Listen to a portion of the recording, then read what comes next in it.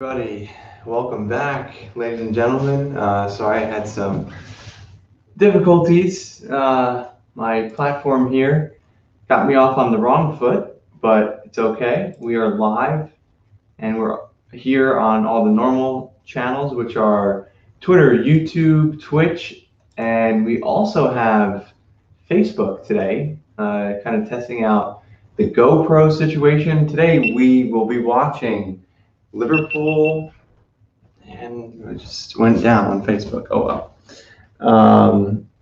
We will be watching Liverpool host Newcastle, and this should be an easy victory. Hopefully, I didn't just jinx it for Liverpool, but this is really a game that Liverpool are going to need. I'm rocking my retro 90s jersey with Carragher on the back. And there we go. I'm in focus. All right. I think we are finally in a good spot here. But yeah, how has everybody been? I'm sure everyone's still recovering and reacting to the Super League news. I don't necessarily want to dominate my discussion talking about that, but yeah, let's see. Cool. But I'm sure we'll be touching about that at some point. And the Reds about to get us underway with the kickoff. Mo Salah at the center circle. The referee has blown the whistle, take the customary knee against racism. And let me run right through the lineup for Liverpool. We've got Alisson, of course, in goal. We have got Andy, Bravo, Kabak, Fabinho at center back with Nat Phillips injured.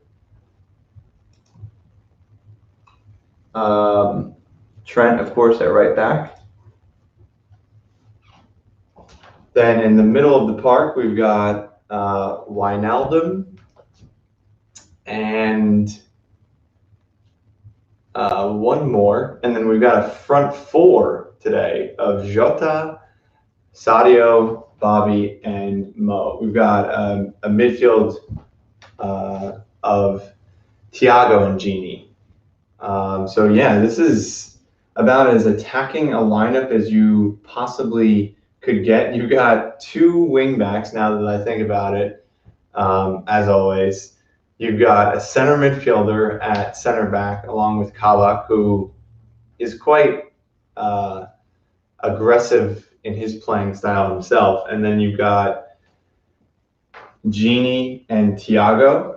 Gini kind of an all-arounder, of course, and then Thiago as a playmaker. And then you've got four forwards sitting up top. So I'm sure a lot of Liverpool fans will love to see that. And yeah, let me know, as always, in the chat who you are, who you support, where you're coming from, and any and all topics that you'd like to talk about. Past couple times we haven't. Oh, let me put the scoreboard up here.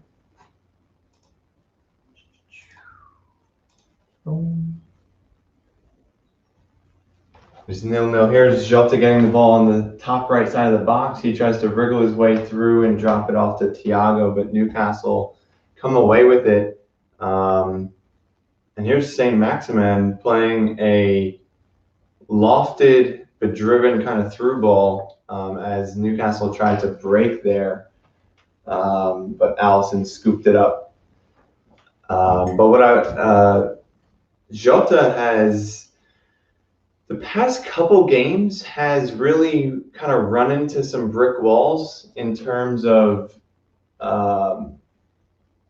in terms of defenders really thwarting his attack. So I'd like to just see him be a little bit more decisive and direct.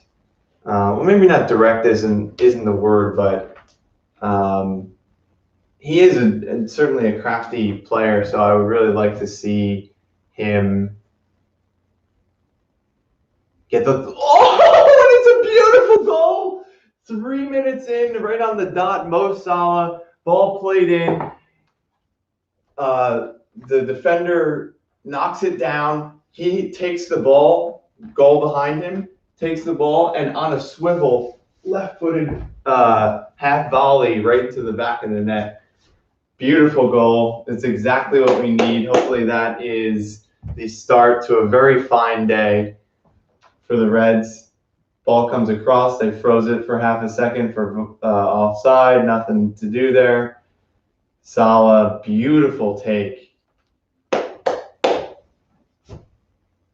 Oh, yeah. Beautiful. Great instinctive goal there by the Egyptian legend. Beautiful. Let me update the score for us here.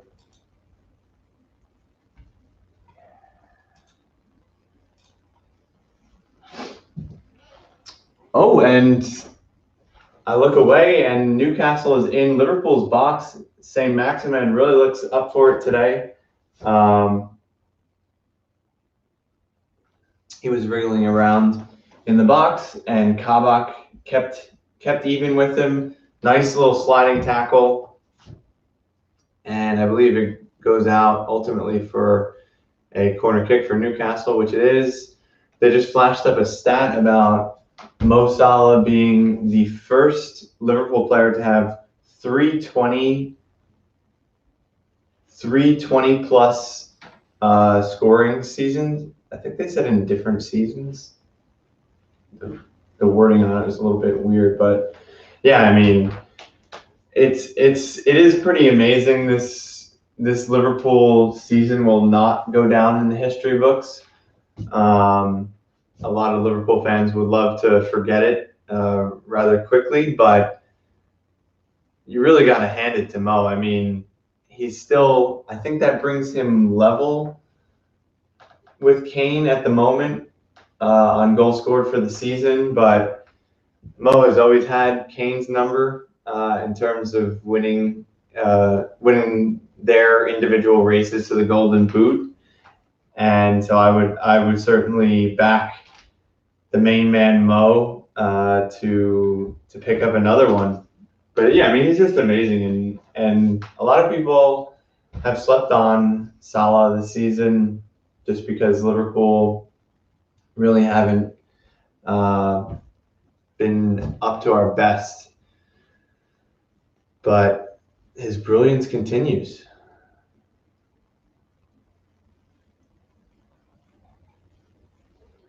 A really crucial game as well will be occurring later between Chelsea and West Ham, which is a dream fixture for a Liverpool fan with the run-in to the top four. Any result really is a good result for us because they're both about equal in points. There might be 1 point difference, but certainly those are our two main competitors for the top four positions. I would also throw Leicester in there because I don't trust them to really have the bottle to see the race all the way through. Of course, Brendan Rodgers being a former manager of ours, he definitely can struggle to get over the finish line. So I'll check the table a bit later to see what the point gaps are.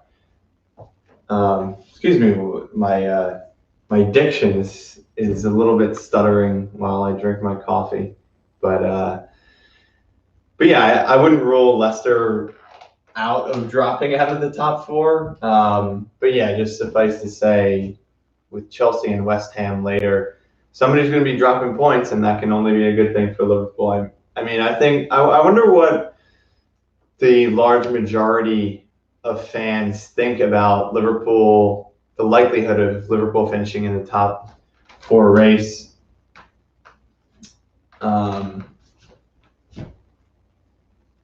think it's quite likely at this point, even though we're still, as you look at the table, outsiders looking in, oh, beautiful little flicks happening here. A little bounce ball to Jota on the edge of the box, who just kind of like takes the momentum of the ball, flicks it to Salah, who then also one touches it back to Bobby. Nothing in too dangerous of a position, but it was really beautiful looking passage of play with players that obviously have very good chemistry with each other. I mean, that was a foul by St. Maximin, or a foul on St. Maximin, who was sprinting up the field through the middle of the park, and that's a yellow for Kabak, who just brings him down to slow that momentum. We've got 4 people tuned in right now. Let me know where you're tuning in from and any talking points that you'd like to discuss with me.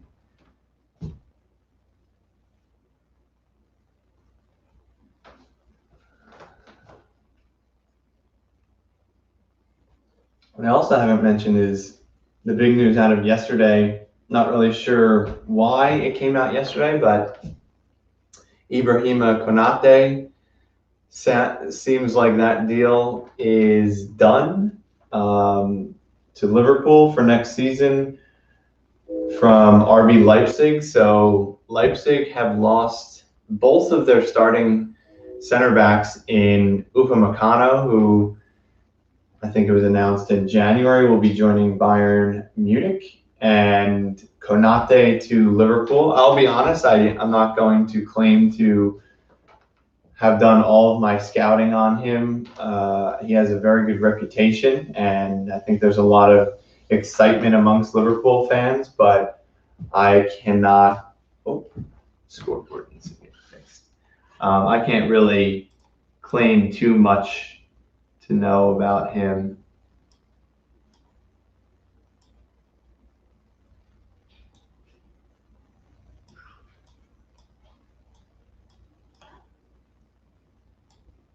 Let's see here.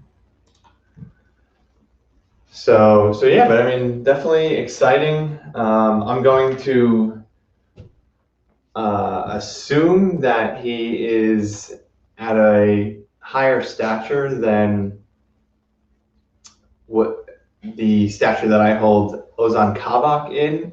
Not trying to be a hater on the young Turk, but as I've said in past watch-alongs, he's just too over-aggressive for me. He reminds me an awful lot of Lovren, and he could get better, but just based on the evidence that I've seen, I personally wouldn't sign him permanently. I think that goes against the strong majority of Liverpool fans, but my personal opinion.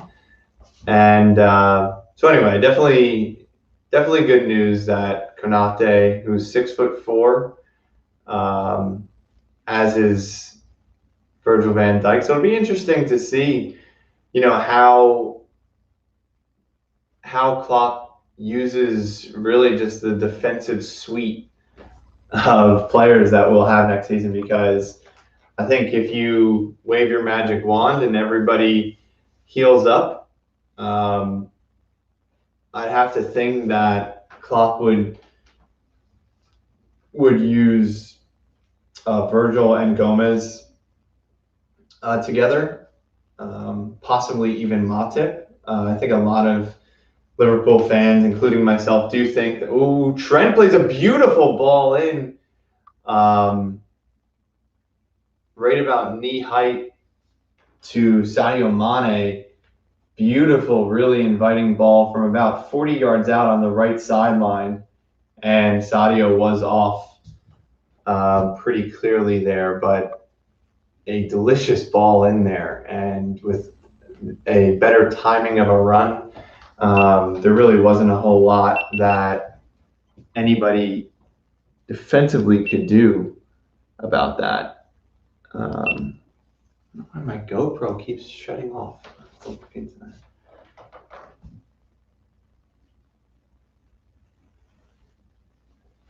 So anyway, I was saying with the defensive suite of players that we'll be having next season, I'm sure a lot of people will be excited to see Konate. He'll be our first French player at the club for quite a while. I saw some some quote that was dug up that Klopp said in the past that he would really love a French player at the club. There are a lot of talented French players out there, but he said they're typically too expensive for us. But we've nabbed up Konate, so that'll be exciting to see him. And again, I'll reserve my opinion on who I think should start until I actually see him play and see him play in the red of Liverpool, because a lot of times coming from a different league it's difficult to really compare apples to apples. Oh, Newcastle down the right sideline here beats Jota. Beats Jota, who did not put a good defensive showing in, and Liverpool have to clear the ball off the line. That was in a second passage of play. Forgive me for not keeping up with it, but okay, Newcastle is offside in that second passage of play. Here's a replay from about a minute ago now. Oh no, this is the second passage of play. Played Maximin through, and he was offside by about 1.5 yards, but he was in the clear. He did look, 1 yard to 3 yards in the clear, right at the top of the 6. So Alisson had to come back. He cuts it back to the top of the 6, where it's definitely a heart and mouth moment as a Liverpool fan when your goalkeeper is not in goal. There's a couple Liverpool players back on the line who swept up and cleared it. But Newcastle is not threatening. They really don't have much of the ball, but Liverpool definitely want to make sure that we are a bit more organized if we want to keep a clean sheet. And I've been hearing people referring to Newcastle as being on form recently. Honestly, I can't, I haven't really been following Newcastle recently. I do remember them picking up, maybe a surprising win in the past 3 weeks or so. But I think that they're in quite a good position to stay in the division come end of the season. Lofted ball over the top, I believe, by Fabinho, and looks like Salah was. Oh, Fabinho is so good. So good. I mean, that really did look like a Virgil van Dijk pass straight out of the back, which Fabinho, he is such an awkward looking player, but don't let that fool you, because he is so talented. He just plays this is not one of them, but one of my favorite things about him is he plays this very flat, like over the top ball, where most players have to like kind of golf chip it and get under it and kind of float a ball through or even drive one, but he just hits like the top of the ball, does put it in the air, but gets it only at like 12, 14 feet in the air, and it's just such a flat trajectory. And I think it really causes a lot of problems for defenses, because I don't think that he has that or he has this golf club per se in his bag that a lot of other players don't.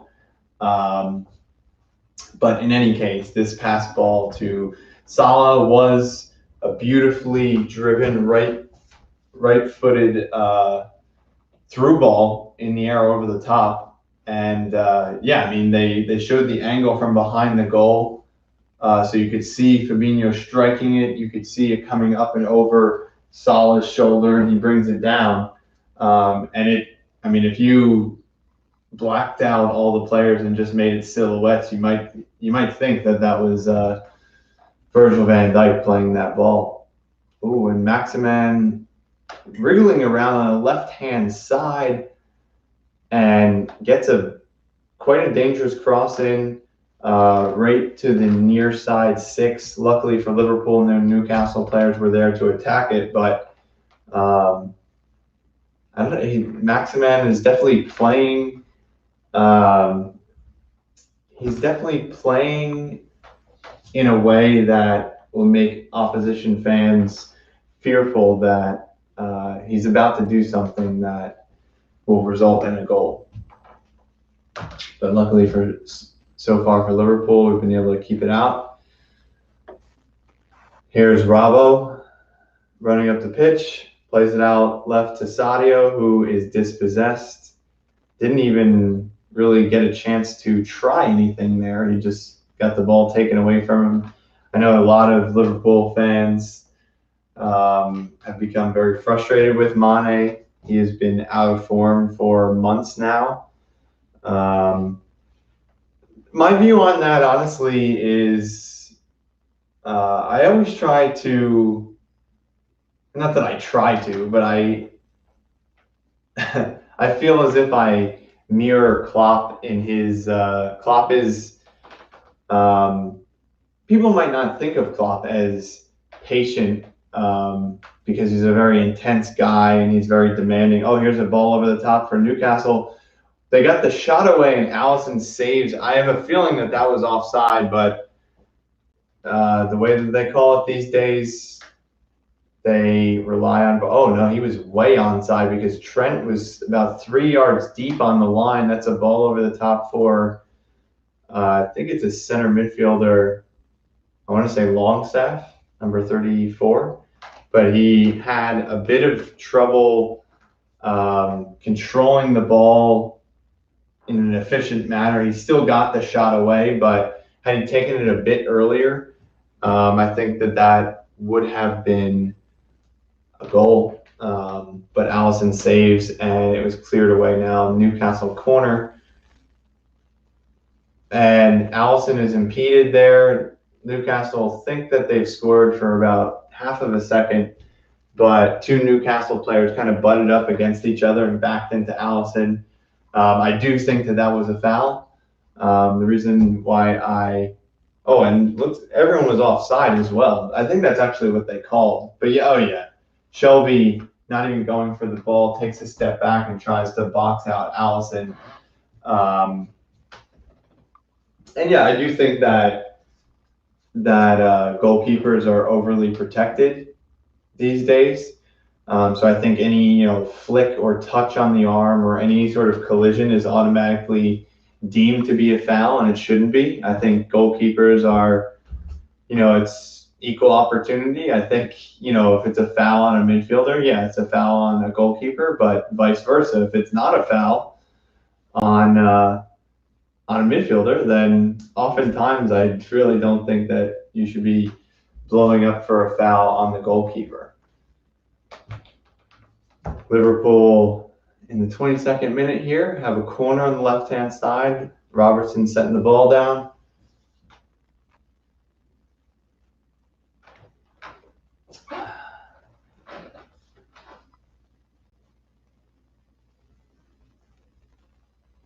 Ball gets played in and cleared. Maximan running, familiar story. Down the right, but Salah dispossesses him. And Liverpool reload with Wijnaldum over on the right-hand side, out to Trent, into Bobby, back to Fabinho. Swings it over to the left-hand side with Robertson. One thing I will say is, again, I'm not, what a delicious ball by Thiago. Oh, what a goal that would have been. Thiago, what I was saying is Liverpool is just pinging it back and forth. Typical Liverpool. Thiago opens his body up. The goal's this way, and he's facing the right sideline towards Trent, and he opens up and just plays one of those classic Thiago balls across his body, no look, about 20 yards on the ground. Beautifully crisp ball into Mo Salah, who lays it off for Jota. Jota takes a touch and fires it over. Not a terrible shot. There's Mane, brings it down. But yeah, I was just very pleased with. Oh, and there's a shot on goal for Jota. It was Mane on the left-hand side. He crosses it back in. It wasn't a beautiful position for Jota. He's left of the goal, about even with the 6-yard box. And on a bounce, he hits a left-footed volley, but easy enough for Dubravka to save. And it remains 1-0. But yeah, I mean, just taking a moment to celebrate Liverpool, kind of look, showing glimpses of how we looked last season, not from a dominance point of view, but just from a passage of play point of view. Oh, that's got to be a penalty. Robertson plays the ball into Salah, who tries to give him a 1-2 back into the box, and it hits a dangling arm of the defender. Could he get out of the way? No, probably not. So maybe I should just make my peace with it not being a penalty. But, in terms of, it was an obvious handball. Was it intentional? No, but it was an obvious one. So, given the horrid decisions regarding handballs this season, for far less clear instances, I would have expected that to be called, but we go on. But yeah, again, just to touch on Liverpool, and Thiago's looking very good today. I mean, this is a game where you're going to see the best or close to it of Thiago, because we're really on the front foot.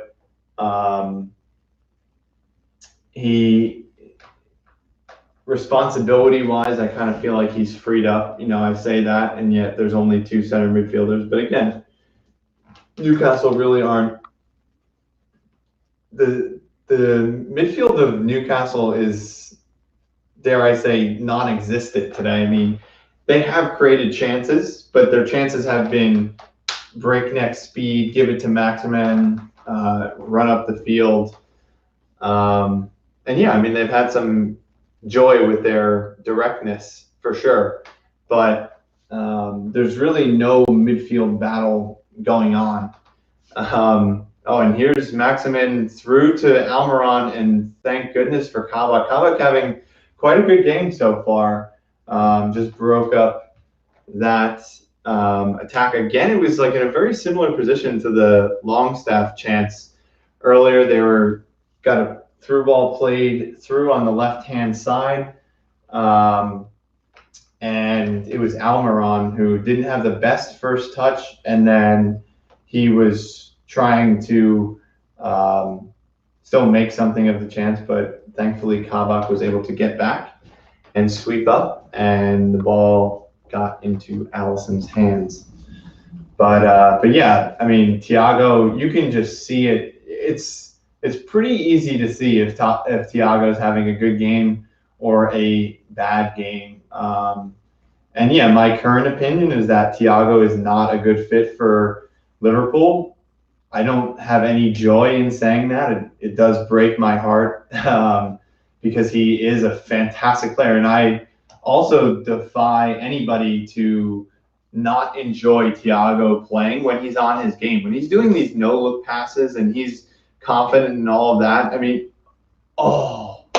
nice passage of play with Salah in the Salah position down the right wing, plays it into Mane, who's been quite active centrally today. I like to see that. And it looks like Sadio was offside again here, but it doesn't matter because the chance goes wide of the post and Newcastle will have a goal kick.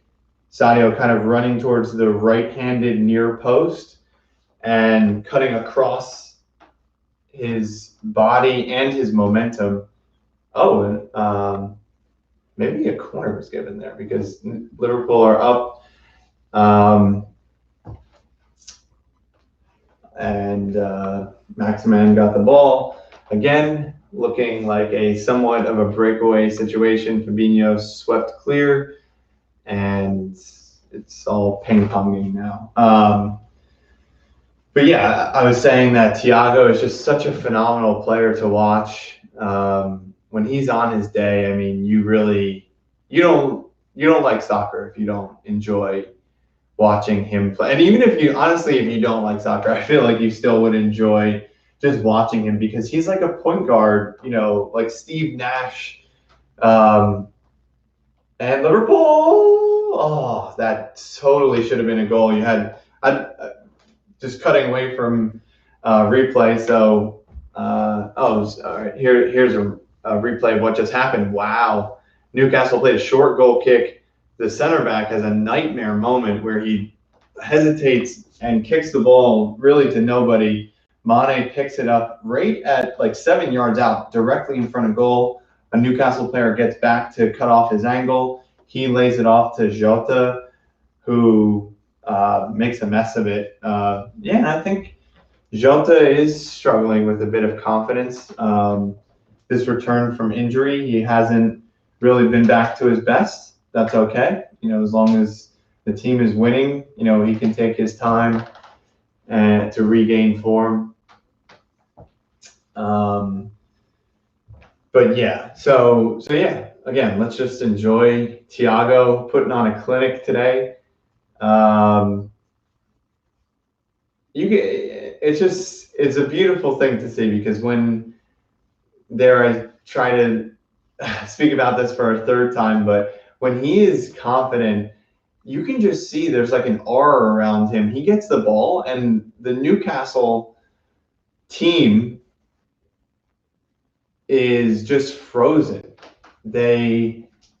Such as his prowess and his vision that there's no way that one player on the ball 35 yards from goal should really be able to freeze about 9 Newcastle defenders. But his passing is so good that everybody feels a bit vulnerable in their defensive responsibility because where his eyes are and not necessarily where he's looking. And yeah, he's just an amazing player to watch. And it's just good for everybody when Thiago is playing well because his vision and his passing are unparalleled.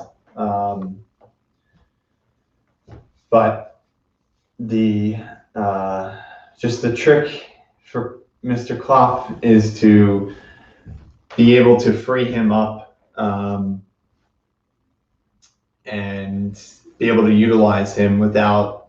I feel that when he has to do a bit of the dirty work along with Wijnaldum, that I don't know if it's a fitness thing or just like a mental capacity thing. Oh, and here's Thiago with a beautiful, so good. This wasn't quite a no look, but you thought his body was facing more towards the center of the field. He's over on the left hand side, and he just plays a stabbed chip ball through to Bravo, who wasn't even necessarily open, but still Thiago finds him. Robertson wasn't able to really bring it down, but it was so much like a quarterback just putting it right over the shoulder where only the wide receiver can get it. And really good to watch. And yeah, Liverpool looking good today, which is great to say. Some individual performances could be a little bit better. Sadio and Jota, I think, are still trying to find their form. Salah certainly does look pretty sharp. He just goes down in a heap from Matt Ritchie with a late challenge, who comes in a bit late and kind of steps on his boot.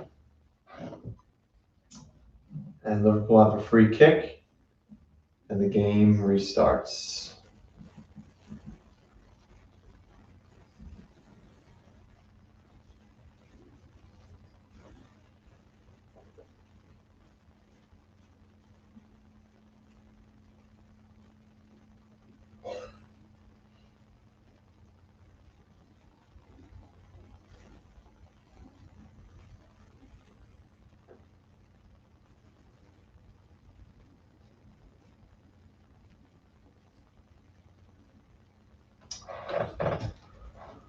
All right.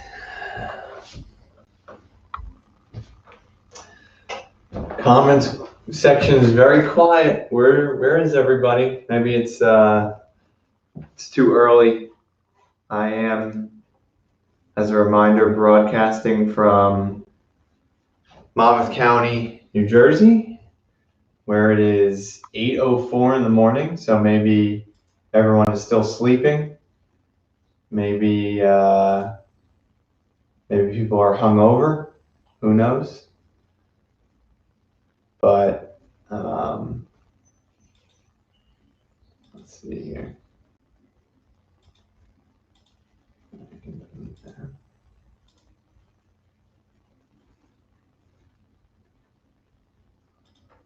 All right.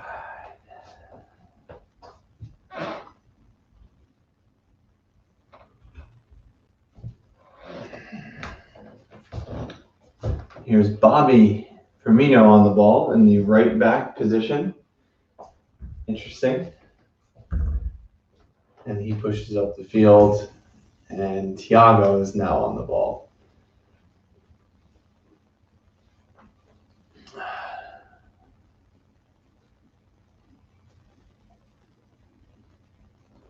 Yikes. Thiago Jota, I think, has been hanging out with Mane and training a bit too much.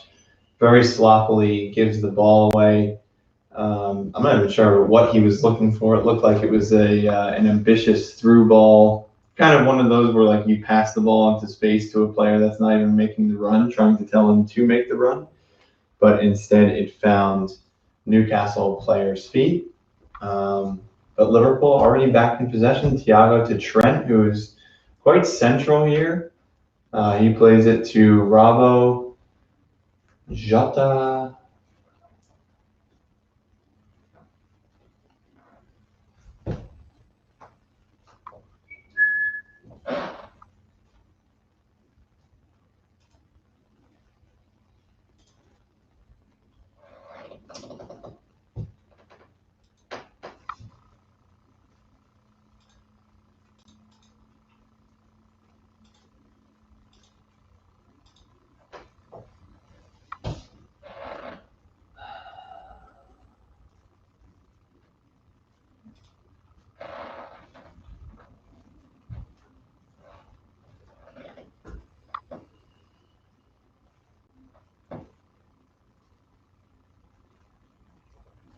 Firmino, beautiful ball over the top for Salah.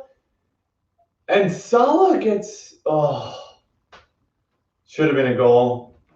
Salah was on a breakaway. It was him and the keeper. Newcastle player hot on his tail, but still a breakaway.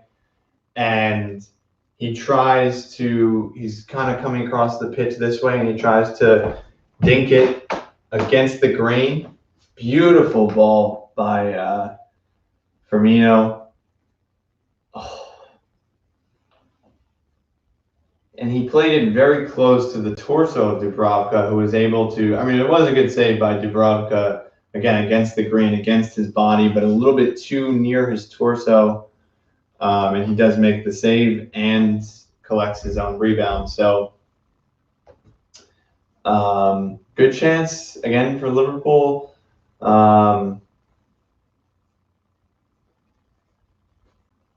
I'll have to dig up some XG scoreline for halftime.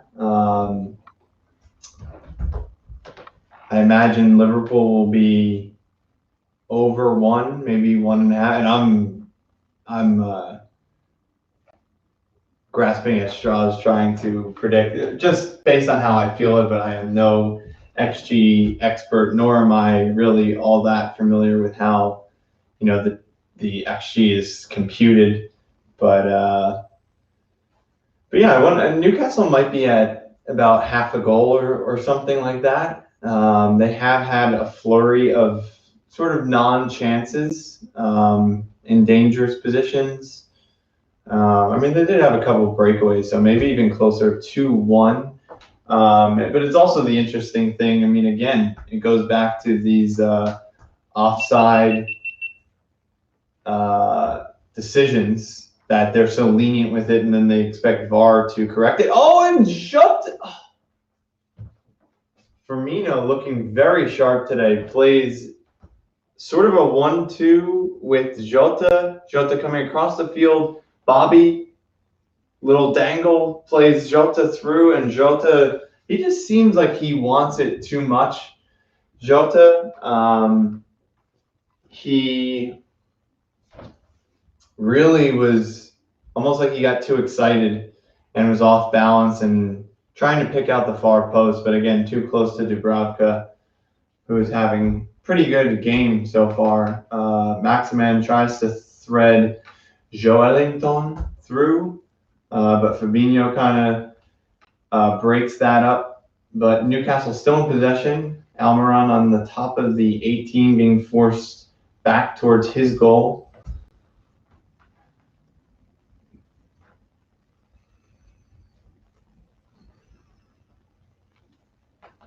And Allison comes to collect the cross. Excuse me.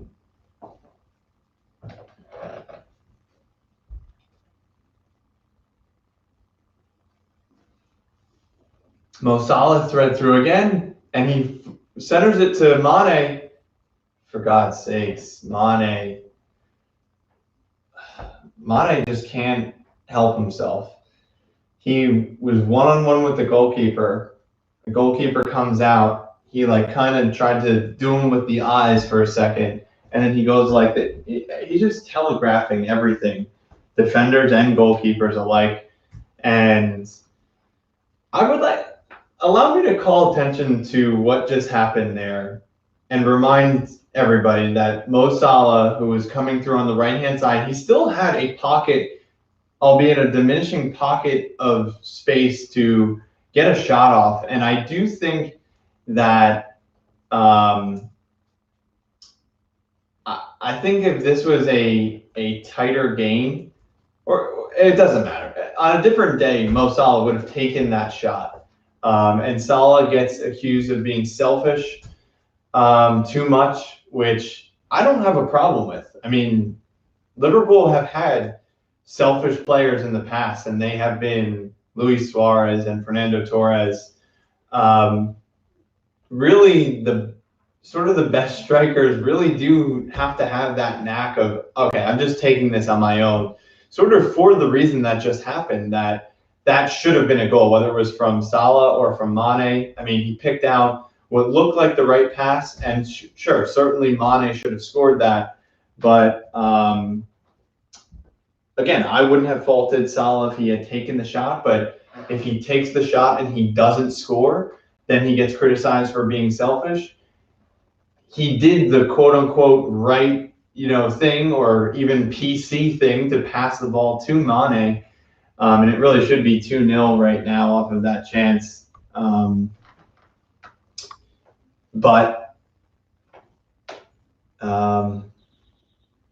Anyway, I guess my point is that I don't think that will be remembered the next time that people want to call Mo Salah selfish.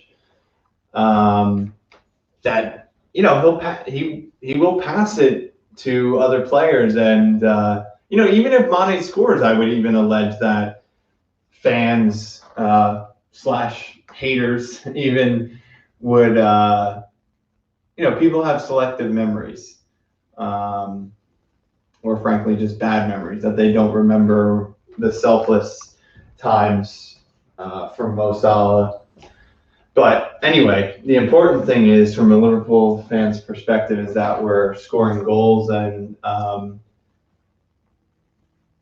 I just pray that these muffed chances don't come back to bite us, because we really are on the front foot. And I think anybody watching this game will agree that Liverpool are pretty dominant right now, and certainly in control of the game. But we see how either the tide can turn and the chances dry up, or all of a sudden Newcastle starts putting the burners on and they decide, hey, we need to go for this, and just the game changes tactically, momentum-wise, whatever. Or it could just be like a silly, brain fart moment, and the ball goes in off of Fabinho's ass or whatever. So certainly could do with a cushion goal or two as we head towards the last 2 minutes of the first half.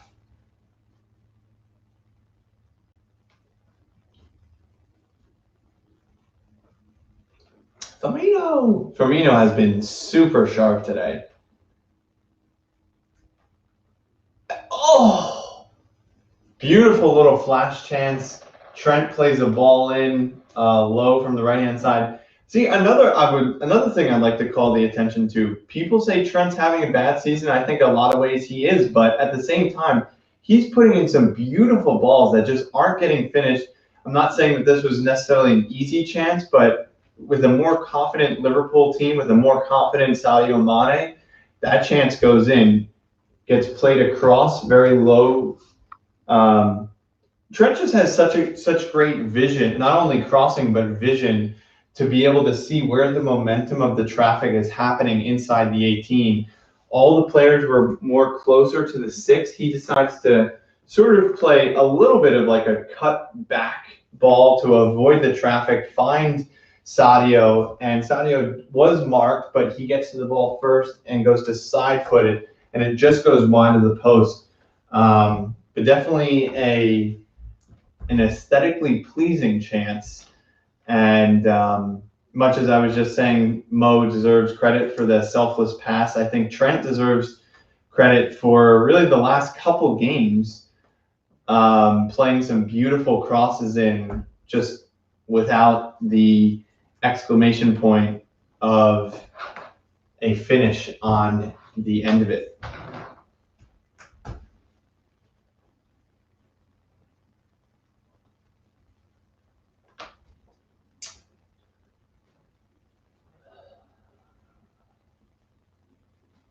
Jurgen Klopp rocking the new glasses, more of a Harry Potter style as opposed to the Oakleys that he's been famous for.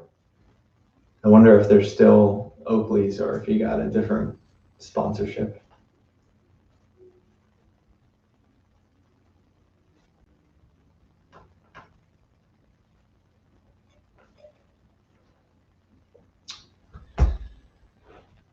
Stay tuned during halftime.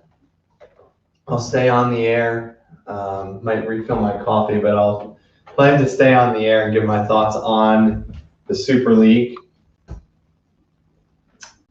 the rise and fall, and check it out. I mean,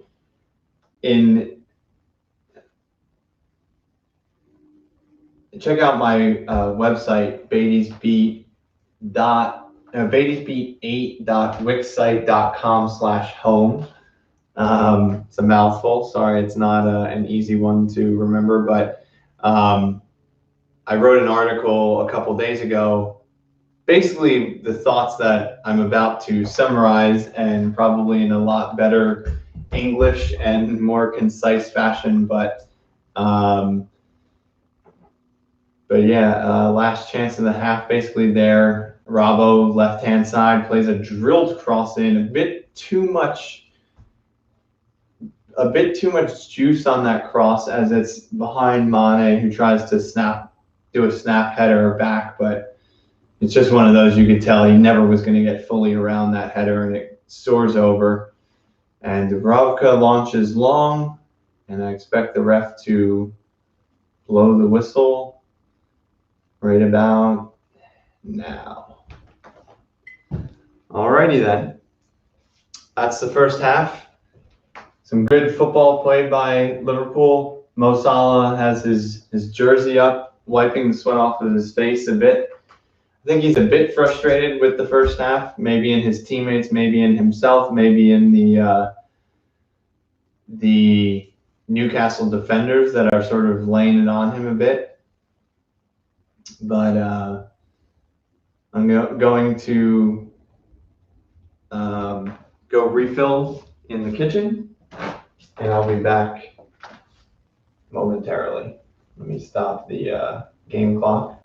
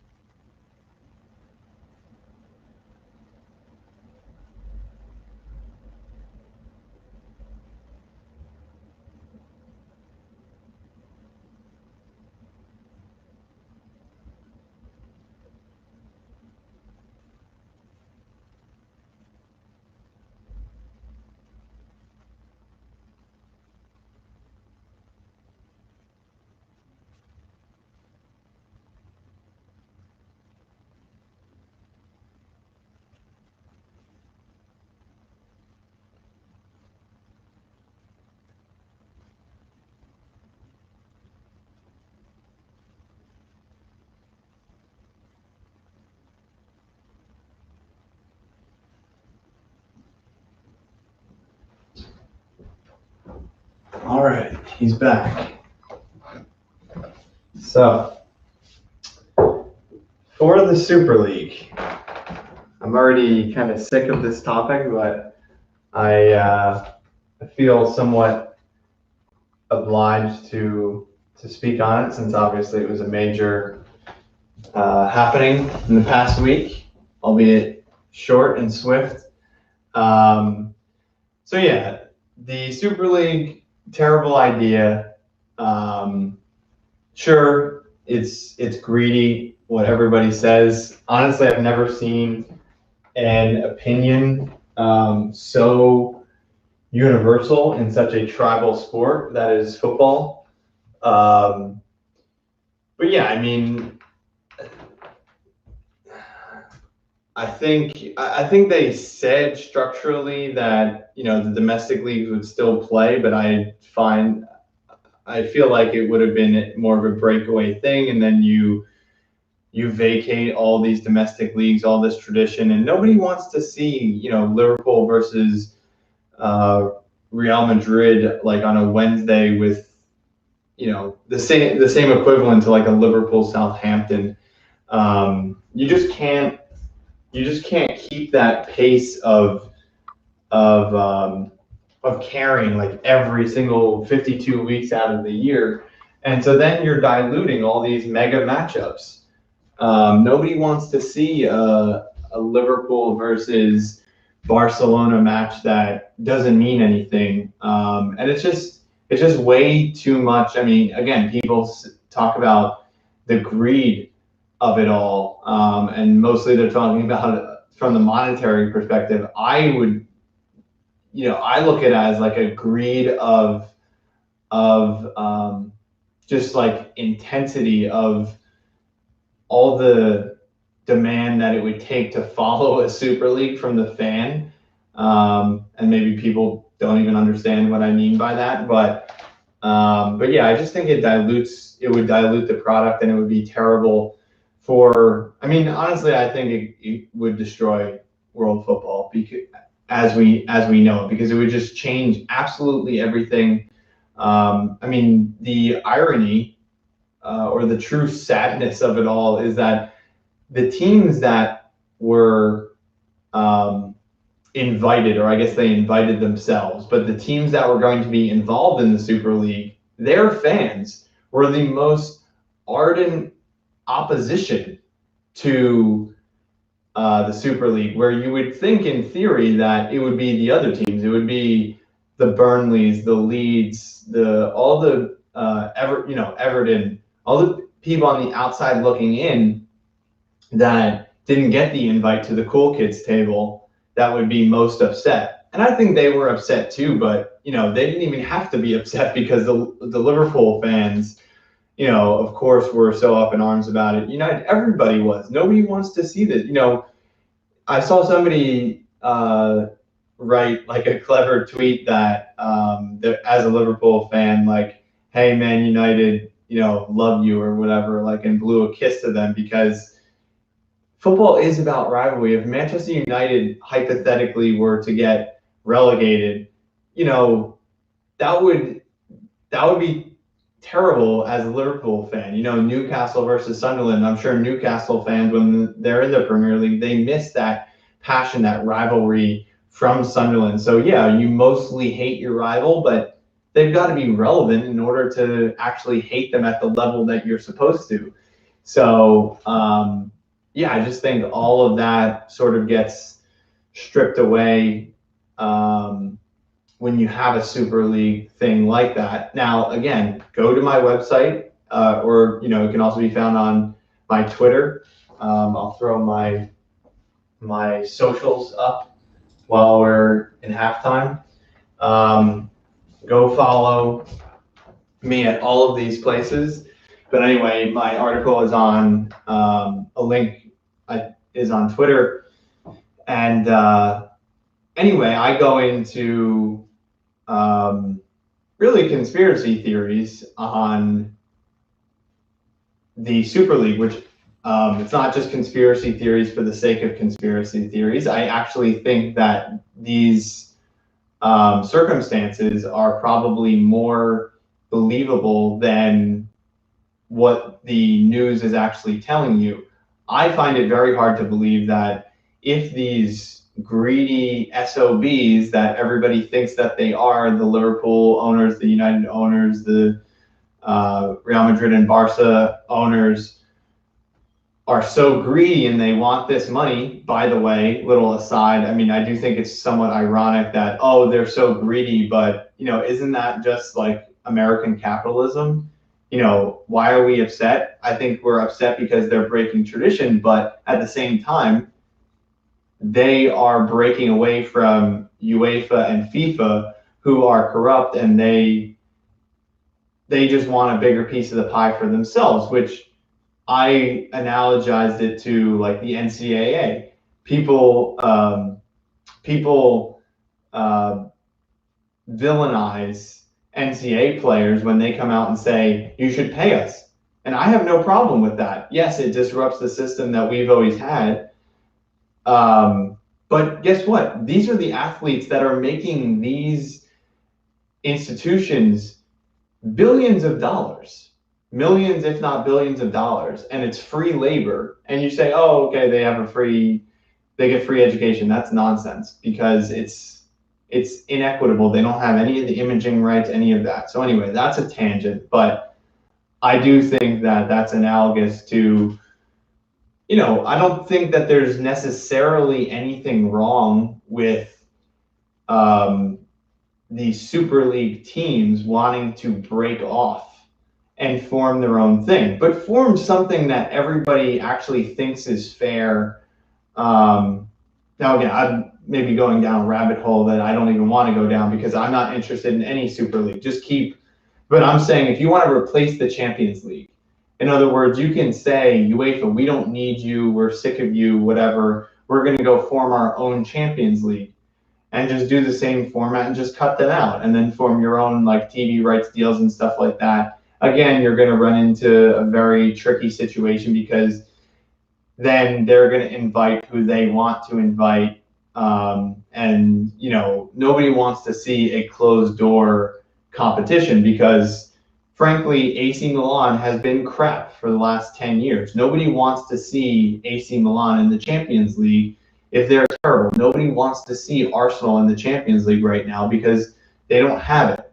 So it should be merit-based, you know, the way it is currently set up. But anyway, in my article, I did go over that I do think it's possible that this Super League idea is a smokescreen, because I'm sorry, I got sidetracked. So back on my railroad track of saying, if these people are so greedy, then they wouldn't have given up after 48 hours. It's preposterous. They had to know what they were doing. It was gonna upset the apple cart. There was gonna be protests, all of that. Now, maybe the protests were stronger than they anticipated, but it's balderdash to say that they folded just because of the protests. They had to know that that was going to be coming, and in order to pull off something so drastic, I have to think that they wouldn't have just folded as quickly as they did. And so that's just my feeling. Now, why would they come up with a smokescreen? I think probably the most rational idea behind that would be to negotiate more money with UEFA. I think that I can paint you a picture that these super clubs went to UEFA and said, I heard someone in the week talk about how the NFL TV rights came out and it blows the Champions League out of the water. And, you know, obviously with football being a global sport, world football being a global sport, that they say, hey, listen, again, my NCAA argument, hey, we're the ones that people are tuning in to see. How about giving us the piece of the pie that we deserve? And UEFA saying, nope, get out of here. We're not willing to negotiate that way. And then these teams have to break off and show UEFA, hey, we don't need you. We're willing and daring enough to go form our own thing. But, the unsaid thing being, we don't want to do this. This is upsetting the apple cart. We don't necessarily want to do this, but maybe we have to do this smokescreen as leverage to show you that we don't need you. And then, hey, we'll come back to the negotiating table once this charade is done, and we'll get more money. And I think that's already been reported, that UEFA has gotten on its hands and knees and said, please come back, please, accept this more money. And it's sort of a LOL situation, like, oh, you just found me an extra $4 billion. Where was that last week? So it's just a matter of opening up the purse strings. I also have an even deeper conspiracy theory that for a while I was finding it extremely fishy that Woodward and Agnelli and who was the other one? There was a third exec from these clubs that all stepped down on the same day. Now I think it's come out since that Agnelli hasn't actually stepped down. But that was just very odd to me that these execs that, Florentino Perez. So he didn't step down, but at the time he was, well, and he still is, painted in a very bad light. His reputation has really gone down the sewer. That my ultra conspiracy theory was that the people in football didn't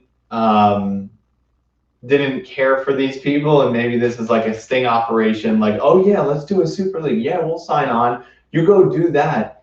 And then, of course, the whole world will see what a bad idea this is. And then it's like a sting operation. And it's like, oh, yep, all his ideas, see you later, boom. And, maybe just get rid of the people that football didn't really take a liking towards. I think that's a little bit more far-fetched. But in any case, the second half is underway. Let me get my game clock going here. Start. 2 seconds behind, but we'll live. Anyway, so welcome back to the second half. I enjoyed that little chat with you about the Super League. Now, if we could focus on the second half. Oh, let me put the scoreboard back up. Hello, Johnny 5. Hello, Joey for 6. Or as Sukar likes to call him, Joey Facetious. Thank you to any and all who have joined me in this watch along. We are in the second half. Liverpool are up a goal. Let's make it 2 or 3.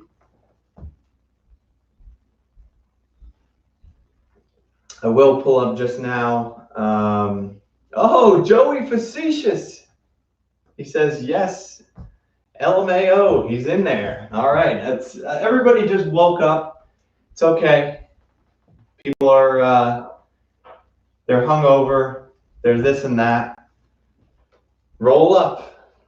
All right, Joey. So yeah, please do, as Joey has, jump in the chat. Let me know where you're tuning in from and who you support. Any talking points that you would like to discuss with me. And I'm glad to have your company, or I can just go it alone as I have in the first half. But always more fun with people in the comments. Yes, it is, Joey. I won't read your comment on the air, but yes, it is. Beautiful. Johnny 5 tuned in too. It's football, not soccer. That's right. Football. Johnny 5, what are you thinking about? I don't know. It looks like you sent me a screenshot of your TV. You're watching. I appreciate it. Everybody, like the video. Subscribe to me. Here, I'll throw my socials up one more time. It's a good place. It's a fun place. We're just building the channel. Yeah, there it is, at Beaty's Beat on Twitter, Facebook, Instagram, Twitch, all the above. Follow me. It's a good time. So yeah, we've got Robbo on the left-hand side feeding Sadio Mane, and Thiago on the ball. Yeah, Johnny, again, back to you. Let me know if you were watching. I know you're texting me in the week about my thoughts on the Super League. I told you there's really only one thought you can have, which is anti. Joey loves it. I got a new fan. Hopefully we'll have some weekly loyalty. So yeah.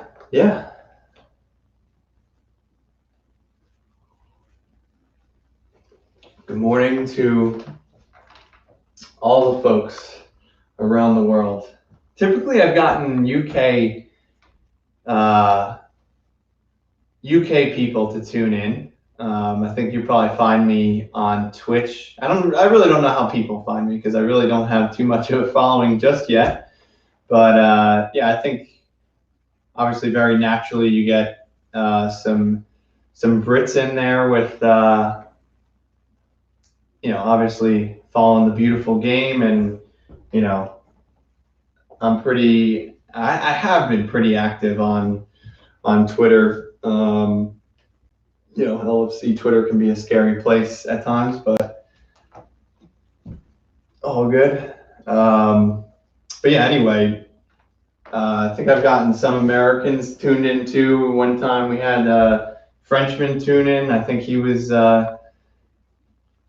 getting a little wasted during the RB Leipzig and Liverpool game. I wasn't really sure where he was going with some of his comments, but everyone's welcome. Welcome into my living room here. Amen, Joey. Buongiorno al tutto il mondo. Good day to all the world. Love it. And as I've always said, I look forward very much to the day that anybody would love to join me, whether physically in the living room or digitally. I do have the capacity. Just let me know if you want to jump in and kind of co-stream with me. I can actually put you in a video side by side here. Let me just flex a little bit and show you the utility of Restream, which is a great service that I'm using for free. But yeah, we can do something like this. We can do it side by side. You can have your face right in here. This half screen, put it back to the normal. So yeah, we have a lot of functionality. We can someday I would love to stream side by side along with Liverpool Lee, with Fahey, who's a fan of the dark side, Man United, or Shano. Get Shano, another fellow Liverpool fan in there, or just anybody. Joey F, you're welcome to stream a watch along with me at any point. So yeah, cheers.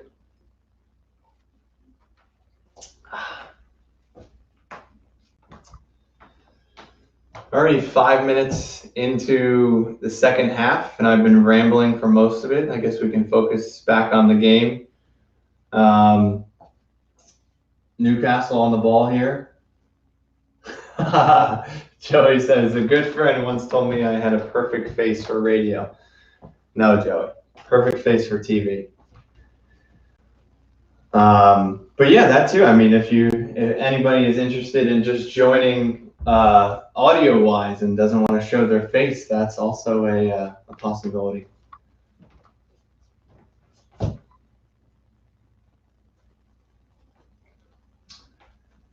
Joey's saying Michael Owen, FIFA in the 90s. The guy was unstoppable. He sure was. Michael Owen, the young legend, really. I mean, I don't think he had a lot of problems with injuries in his career. But yeah, the 2001 season, I mean, he was unstoppable. I think he might have even finished top 3 in the Ballon d'Or. But yeah, I mean, he came up on the scene 1998 in the World Cup. Of course, the famous goal against Argentina. And yeah, he was just unfortunate with injuries. But yeah, certainly in FIFA, I'm sure his speed stats were in the 90s. And he had over 20 goals in a season, I believe.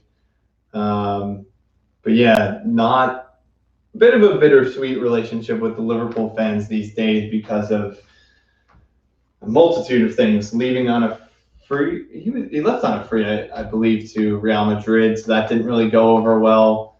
Didn't really have a lot of success there. Then came back and played for our opponents today, Newcastle. That was a big money flop. I think he signed for 16 million for Newcastle back in the day. That was quite a sum of money. Had injuries there, possibly motivation issues as well. And I mean, at that point, his career was already pretty much boxed up. Then he also played for Stoke, and of course, he played for Man United kind of late and had some nice cameo appearances, including that famous 7th goal in the 4-3 Manchester derby. But yeah, what could have been? Oh, there's Big Verge, has his feet up on the bench, masked up. Oh, and a chance materializes for Joelinton of Newcastle. A little bit of a breakaway. Again, this is like the 3rd or 4th time that there's been a sort of bad production from NBC, like a replay is being shown and then it flashes back to the live game and it's a breakaway and you're not really sure how that happened. But anyway, good save by Alisson. Again, not sure because I didn't see the build-up if he was offside or not. But Liverpool are now in Newcastle's 3rd. I also want to pull up, as promised.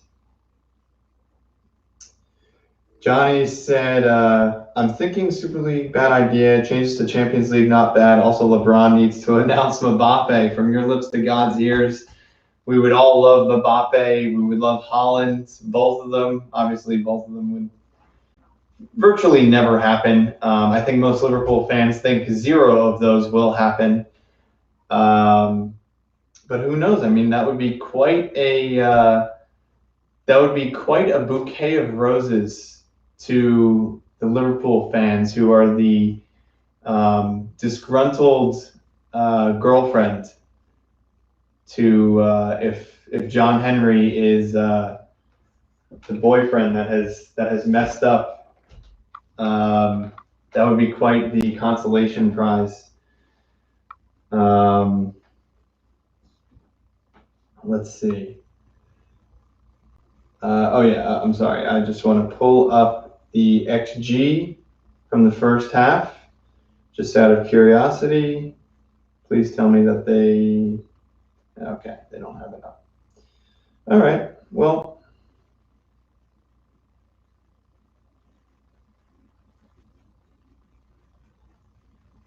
There we go, halftime. 1.57 to Liverpool and 0.21 to Newcastle. It's about what I was expecting. I mean, I'm actually even a little bit surprised that Newcastle's is that low because they did have some breakaway chances. A very open and entertaining game at Anfield. I agree. So yeah, for those of you watching, not really sure what all of what I just said was, that XG is, it stands for expected goals, and it's a metric. Soccer has become, much like basketball, a metric sport. I wouldn't say baseball, just because baseball is such a stop-start sport and it's such a stat sport that, I don't even know that there's, any comparisons equivalent to baseball. But at least like basketball and soccer, there's much more of like a fluid, open gameplay sort of thing. Here's a substitution with Diogo Jota coming off for Milner. I like that substitution. I think Milner, people have been sleeping on him a bit recently. He's been quite a steady hand. I mean, if Milner, put it this way, if we played Milner more in these matches, if we played Milner more in matches this season, I think that we actually would have been better off, because I think, in a nutshell, the consistent issue that we had has been, well, ironically, the consistent issue that we've had is inconsistency. I mean, obviously that means injuries, but I do think that when Milner comes in, he is such the cliche, veteran midfielder that, he's just a steady hand, and I think that his presence on the field would be definitely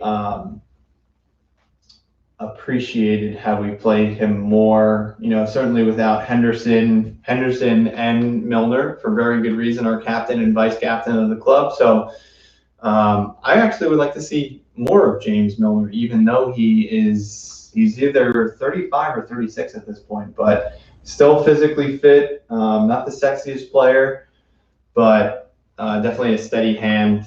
And yeah, Jota just wasn't firing today. I mean, I wonder what my Liverpool brothers and sisters think about the substitution. I'm for it. Again, Jota wasn't looking good today. I mean, just even from I'm fine with substituting him off because he wasn't sharp or anything like that. I think just from substituting off one of the front four is just a good idea. You would hope and think that Liverpool can see this victory through, and so you want to maybe pull one or two of the front four off, just for whatever fixture is up next. Allow me to look that up. Actually, I think the next match is, it is against Man United, isn't it? So that's certainly a big one. Liverpool fixtures.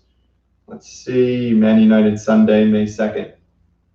So, granted, that is 8 days from now. But anyway, I think Jota, it just wasn't happening for him today. I wonder, again, what Liverpool fans think.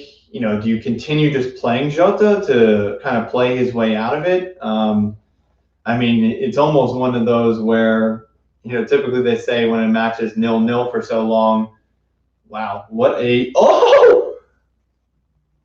that was a wild passage of play. Newcastle played the ball all the way back to Dubravka. It ends up, Jonjo Shelvey plays a 60-yard ball back to his goalkeeper, and the goalkeeper has to chest it, and it's bouncing. Mane puts the press on. Mane actually gets a touch, and it goes out for, I guess, a goal kick, but he even caught the goalkeeper a bit on the way through. I don't think they call it foul. Yeah, it's just it wasn't a foul, but any sort of late contact, even if you get the ball these days, I feel like is scrutinized. But that was an interesting passage of play from Jonjo Shelvey. What was I saying?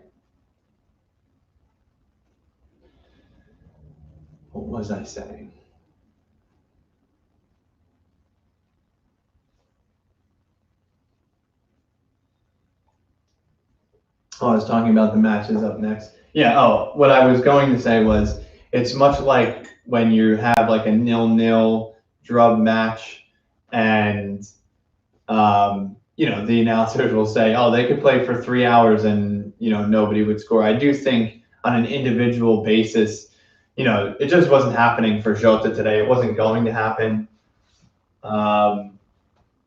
So I do agree, just kind of packing it in for him and maybe try again next week.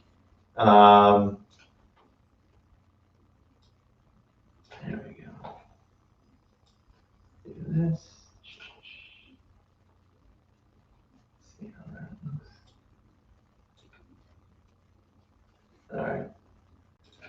Cool, we are in the 63rd minute. Thiago on the ball, swings it back to Kabak. Kabak over to Fabinho.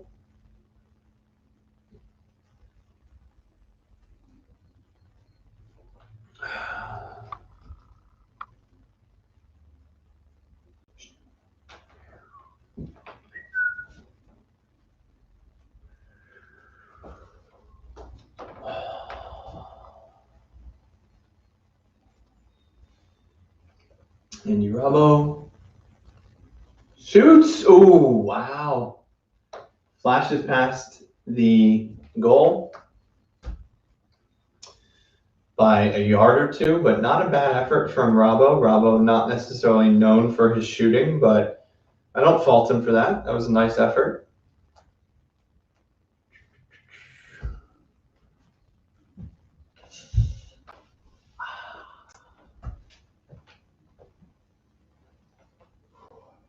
Joe Willock coming on, the Arsenal loanee.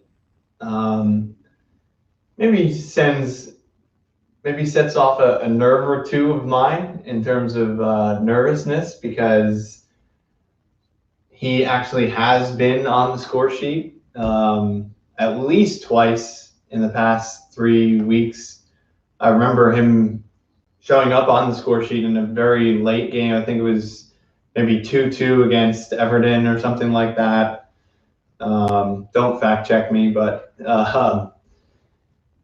yeah, he's in goal scoring form. Let's try this GoPro out again.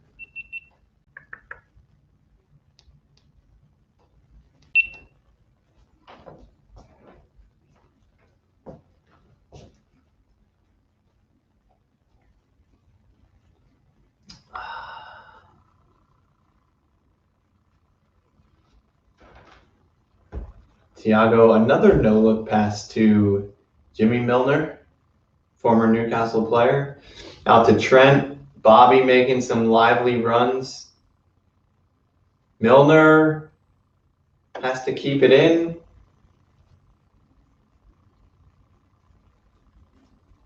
And he doesn't. Liverpool claiming there should be a corner. And it is. I didn't see, I guess there was a deflection. Oh, yeah, there was a blatant deflection. That's why Milner was a bit slow to crossing there. I thought he was just letting the ball run out of bounds. Here's Trent, serves it in. Dubravka punches clear.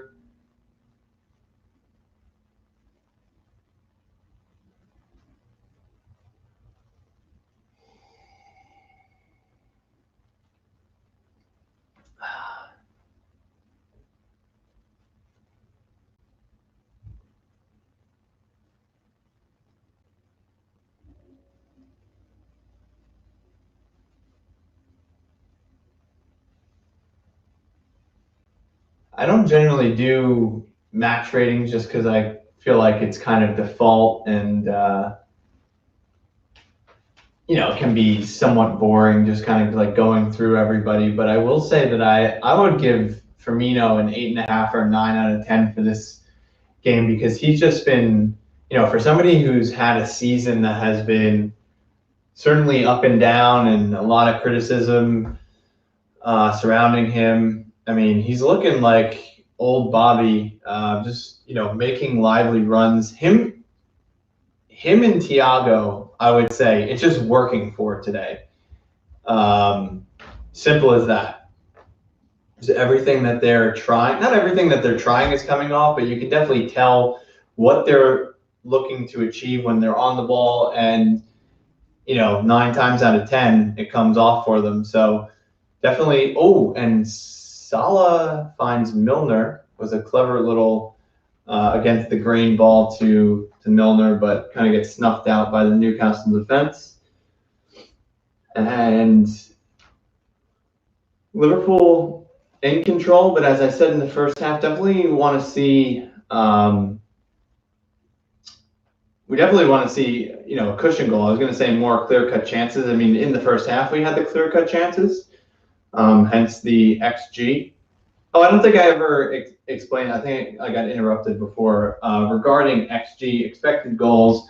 Soccer, football is becoming a more metric sport. A lot of statisticians getting involved. And yeah, I've never thought that. For most of my life, I've always thought like, oh, stats and football just don't go together. It's just not a very quantifiable sport. But I think they're coming up with smarter statistics. Certain statistics I will ignore, such as like passing accuracy and whatever, because if you make a 3-yard pass, like, yeah, of course you're going to complete it.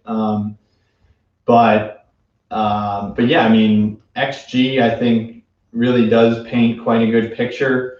They've kind of found the balance, however they do it, of judging Newcastle and Liverpool's penalty area, and what would have been a dangerous ball fired in by, I think, Longstaff. No, it was Matt Ritchie. I apologize. Was blocked by Trent, and Liverpool get out of the penalty area. And here's Mane. Mane gets. Well, I thought Mane was fouled, but it goes the other way. He kind of ran into Newcastle player. They both fell down. I thought Mane was impeded, but I guess the ref thinks that he lost possession of the ball and then took his player down. But anyway, yeah, so XG really kind of tells you the chances that happen in a game. And, oh, God, some short passes right in and around our own 6-yard box. Fabinho to Allison. Allison just boots it clear. But yeah, XG, nifty little statistic that they've come up with that really tells you in the chances that the positions that players are in and the percentage chance of scoring in that situation gets like an XG score. So if you were on the goal line with no goalkeeper and you shoot the ball, I think that's like a 0.92 or something like that. So and then like a penalty, I think, is like 0.8 or something like that. I don't really know how they come up with it, but they seem to do a good job with it. And yeah, like I said, it was 1.5 to 0.27 after the first half in favor of Liverpool.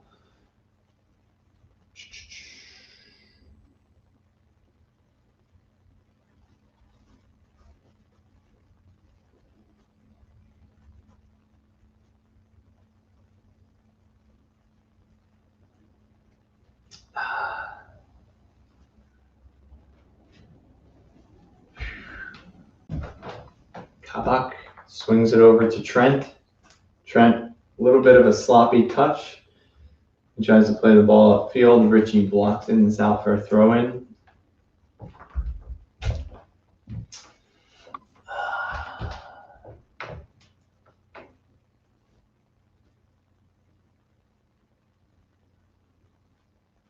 Thiago plays it through to Trent. Trent back to Thiago.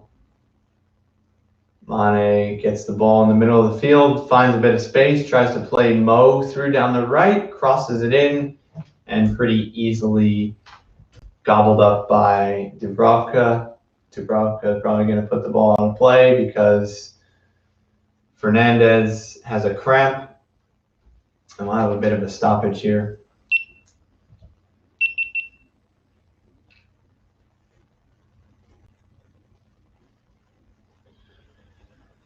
Seems like I've got to order an SD card on Amazon for my GoPro because it keeps turning off without me telling it to, which is frustrating. Oh well, I'll have to do that later.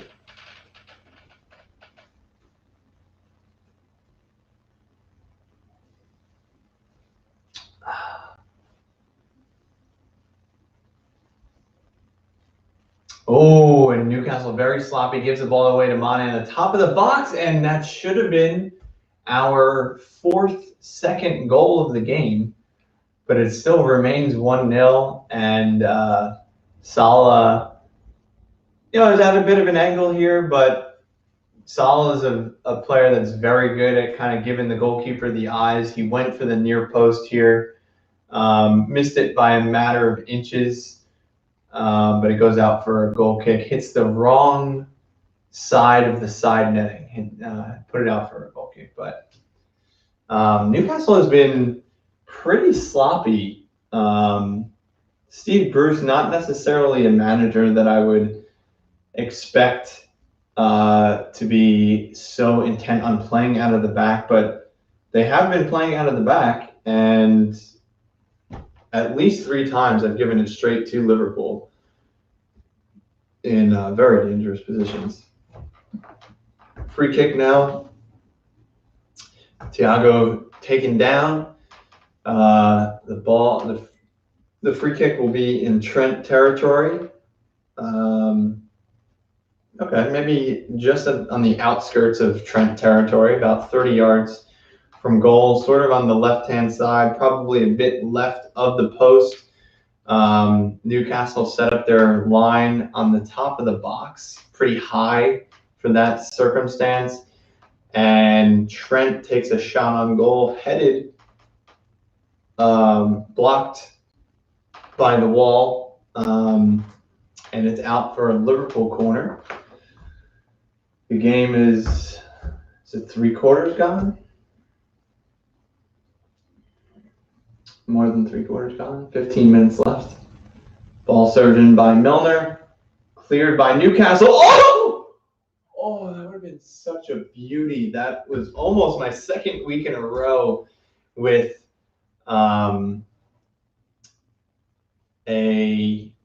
oh my goodness. So the ball never touches the ground. Goes from Milner to a Newcastle head, headed to the top of the box. Thiago receives it on the top of the left side of the D. One touch volleys it to Trent. Trent takes that right out of the air and gets a very clean strike. I was going to say almost the second week in a row with a Trent banger. Bobby getting a nice little run on goal and shot, which is saved by Dubravka.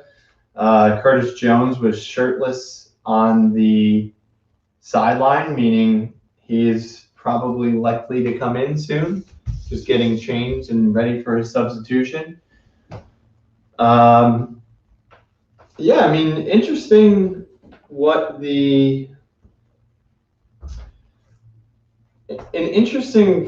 Thiago coming off. That is a shame. Wish we could see the final 15 minutes. I was just going to say, very interesting game to sort of, if you were going to do match reactions, I think it's been a very good Liverpool performance, but I wonder how people actually feel on individual bases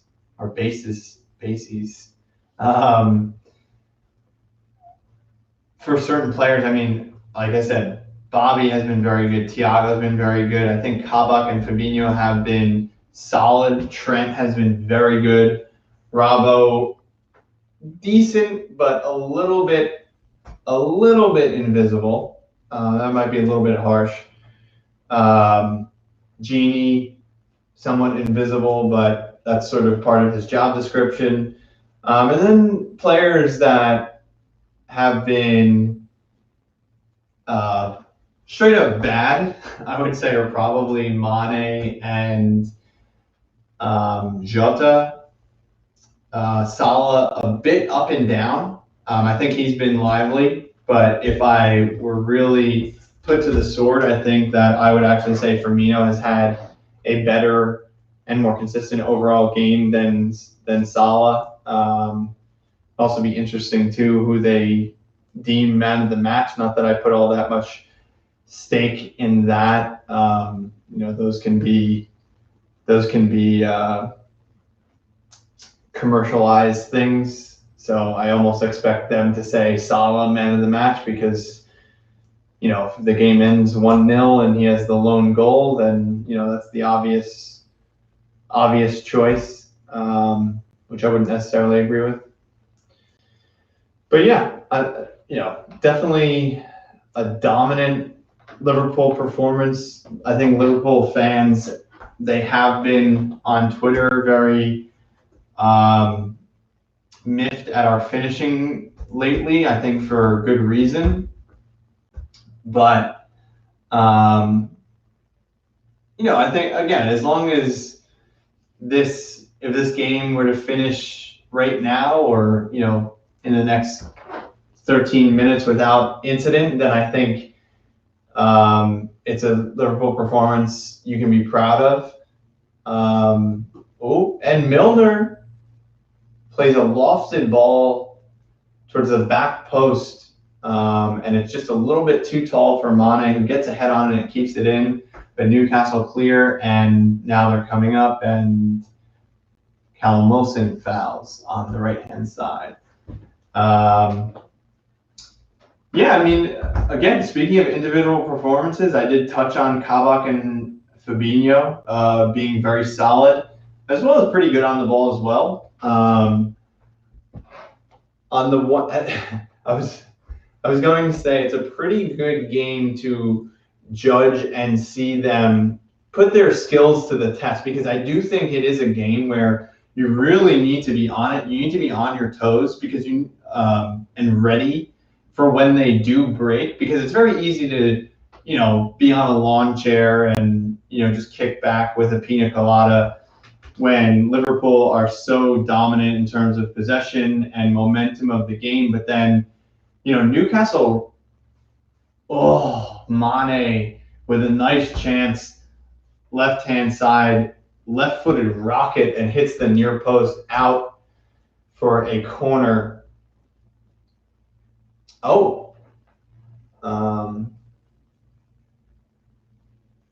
Okay.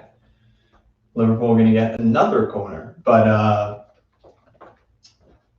what was I going to say? Yeah, Mane takes a rip. And good save by Dubravka, hits the post now for a corner. That was not a bad effort on goal for Mane. Yeah, possession of the game, 71 to 29%. Shots 20-4. Shots on goal 8-2.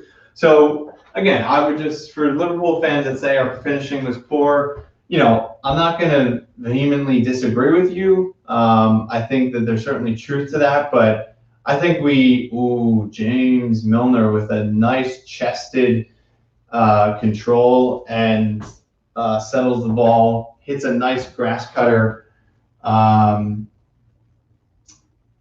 but it is saved pretty smartly by Dubravka.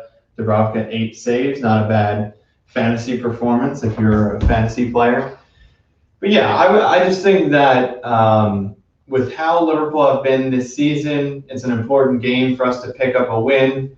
1-0. Should have been more, but it's okay. You can only, the maximum amount of points you can take from a game are 3. So it's not like we scraped the game or anything like that. We've been in control. And sure, I would love finishing to be better, but in terms of performance, and attitude and effort, those are things that have been, maybe not effort, but the attitude and the confidence, I would say basically 2 thumbs up from this game. And the finishing will come. That'll come with confidence and time. You can't expect Liverpool to have such an inconsistent season and then just all of a sudden, turn it on out of the blue. So if we can build on this performance and put in more performances like this, if we play like this against Man United next week, we'll win.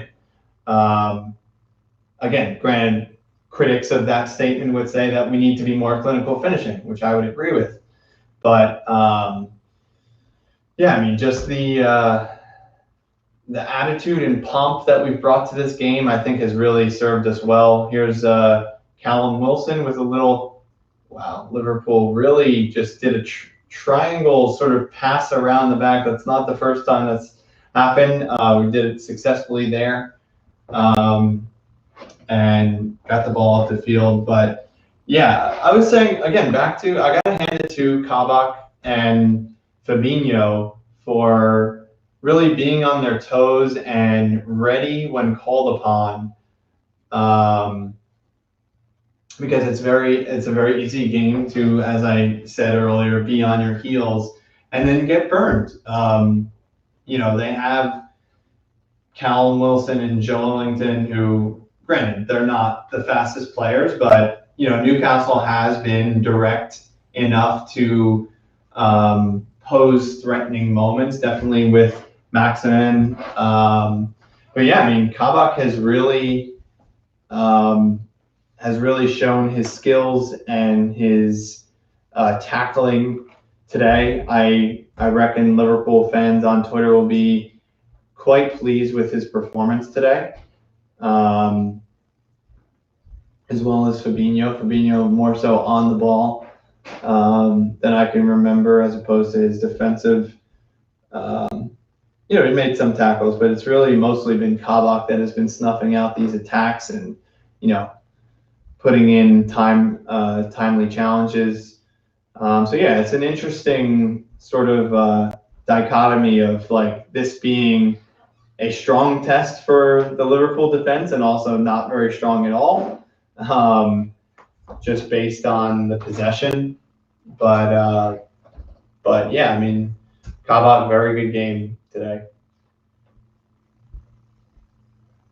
And Allison, I can't remember him really making a save. I think they just flashed up the stat that I read out, that we had 8 shots on goal, and I think they had 2, but I can't remember any real saves that. Oh no, actually, it was the long staff chance in the first half that was saves.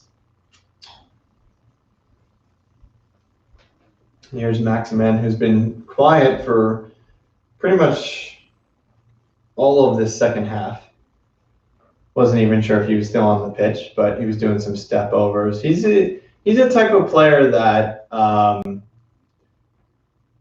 that I would compare to like a Ryan Babel when he's really feeling good and he feels fresh. He's a great player to watch.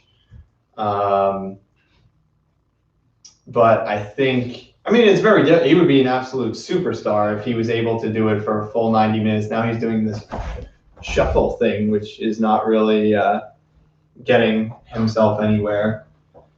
But yeah, I mean, if he was able to do it for 90 minutes, he would be a superstar. And about to say an offensive thing against Newcastle, but he wouldn't be playing for Newcastle. He'd be playing for a higher prestige club, which, I don't doubt that he can make that switch. I'm not really sure on his age. I'm guessing that he's like 25 at this point. So I do think that he still has time in him to make a bigger move, and if he'll be up to that challenge, we shall see. But when the ball gets played in, and there was a surging run by who but Joe Willock, who I said we got to be careful for because he's been scoring equalizers and winners for Newcastle recently. He had a charging run towards the back post, but Robertson was able to win the header and stand his ground.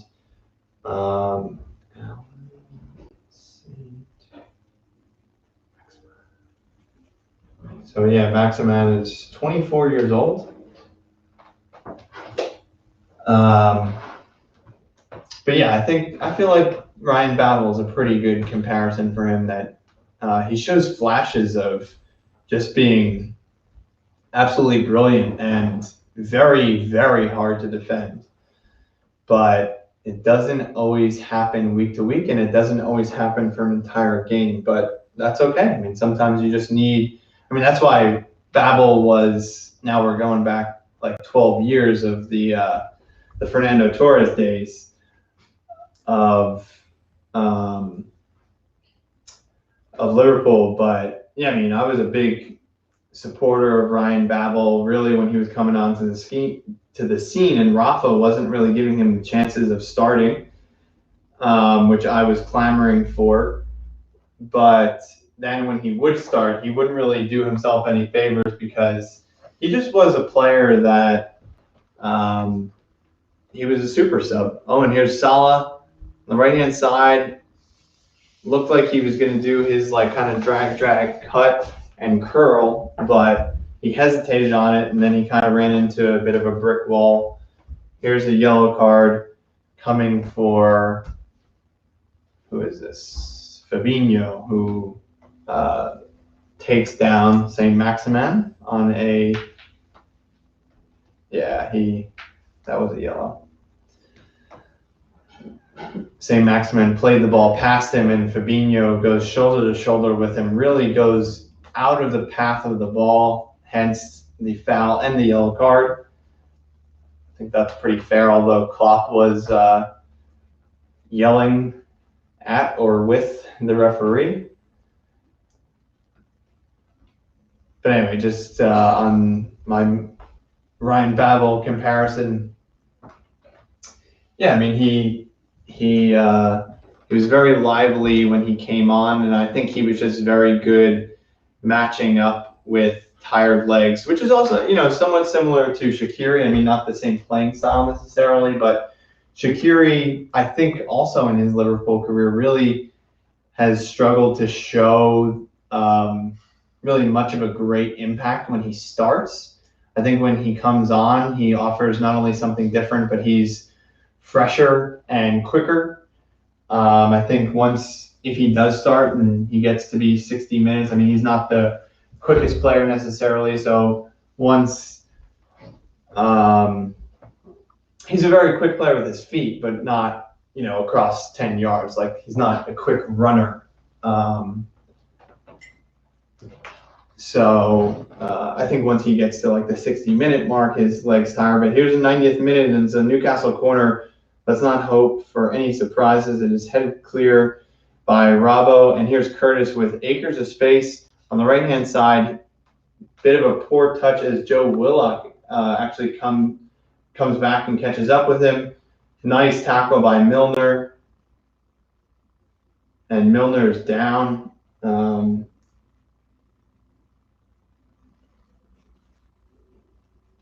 Not really sure what happened here. I mean, Milner's not really a player to stay down if he's not hurt. Might have been a little bit of a collision. It was sort of a torso level challenge for Milner. So I'm not sure as he lent in on the challenge if he collided heads or something like that. Oh, and Newcastle get a cross in, and it's Joe Willock. He's been popping up. He's really been the only Newcastle name that has really been doing too much in the second half.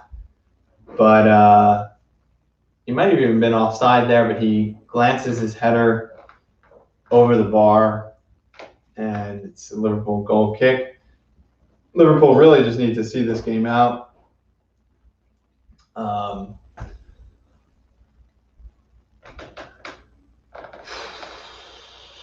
Newcastle have been taking it to us for the last 2 to 5 minutes. Oh, and here's a ball through from Maximin to Wilson, and Allison's safe. And Newcastle have equalized here. Unbelievable. Unbelievable. Allison makes a nice save. There's a nice little slip-through ball to Wilson. Not really sure how or why Newcastle was able to find space. 92nd minute.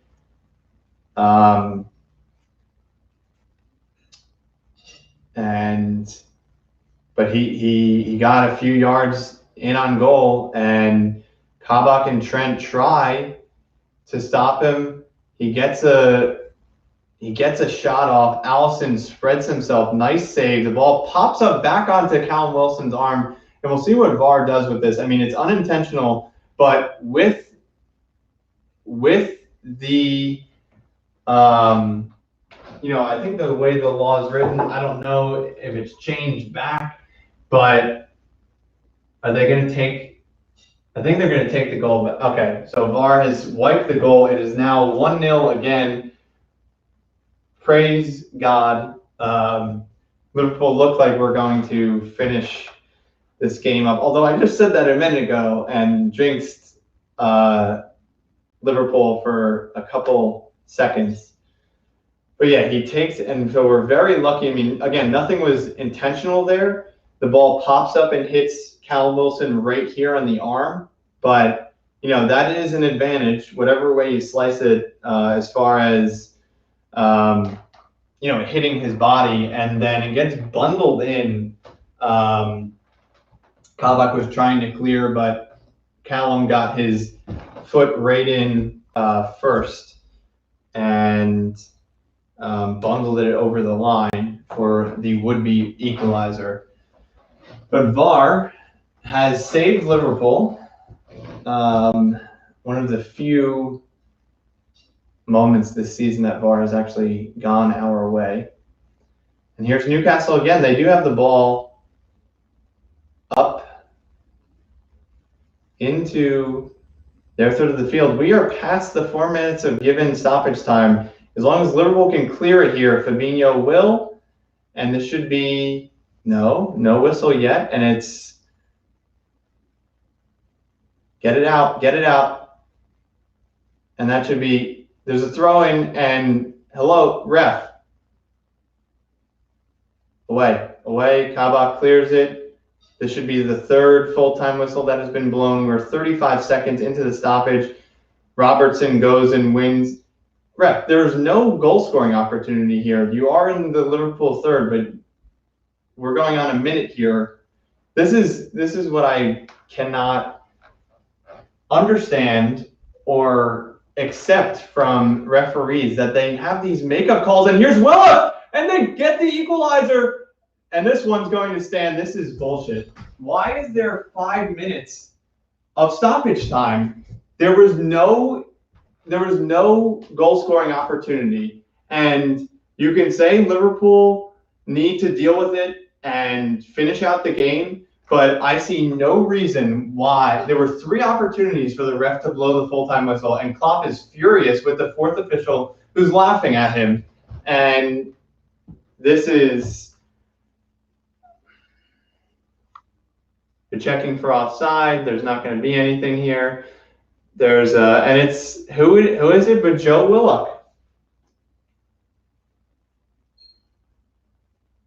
And it's a deflected goal off of Fabinho, who slides and tries to block it. He blocks the ball right into the back of his own net. Who knows if Alisson would have had that saved. And quite the flurry at the end of this game. And Liverpool are squandering. This is unacceptable. You have to win, and that's the game, folks. I'm going to end the stream there. Very disappointed. I will catch you another time, and I'm going to go cry.